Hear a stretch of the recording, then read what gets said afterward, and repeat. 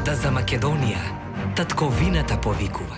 Заедно напред. Republikan etajilu. Визија за европска иднина на државата во три различни концепти. На Силјановска Давкова преку враќање на уставно-правната почит, на Пендаровски дека победата, со него како внатрешен камчикар, треба да е во рацете на концептот на актуелната власт, оти се друго било враќање назад, и на Река, државата да се одзема од приватна собственост на еден човек и да се врати на републиката.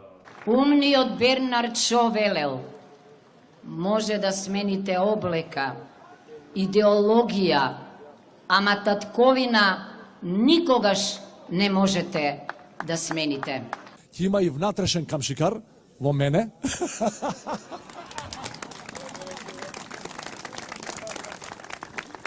Се за доброто на државата. Ќе работиме на враќањето на републиканизмот со тоа што на место на владењето на поединецот да преовладува правото. За да се постигне ова, потребно е да се деполитизира судството и администрацијата. Победата за Силјановска Давкова е почеток на крајот на нелегитимната власт. За Пендаровски значи обединетост за евроатлантска иднина. За Река доказ дека државата е мултиетничко, а не моноетничко општество. Срамота е цели за кои велат дека се највисоки како ЕУ и НАТО да ги употребуваат како алиби за својата екзистенција.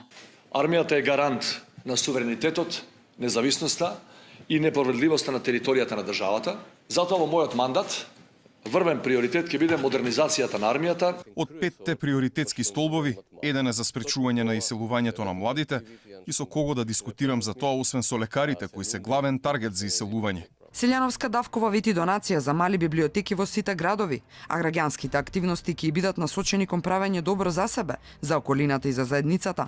Во незиното импресивно портфолио стои дека е универзитетски професор по уставно право и политички систем, поранешен министер, експерт во светски угледната Женевска група за заштита на човековите права и слободи, но и експерт на Обединетите нации, на ОПСЕ и на Советот на Европа.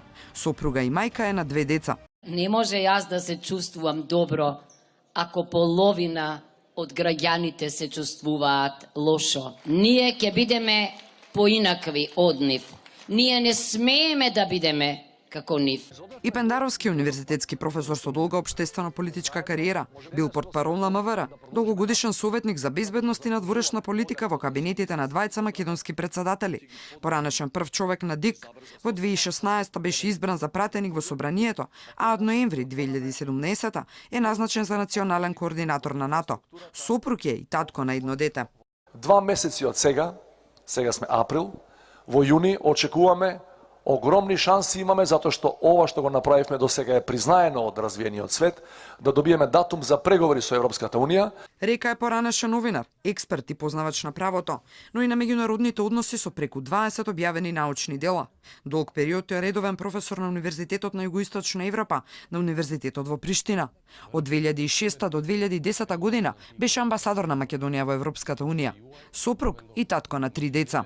Драга Слободанка, значи тоа што вие го нарекувате војна за човекови права 2001 беше оружен конфликт.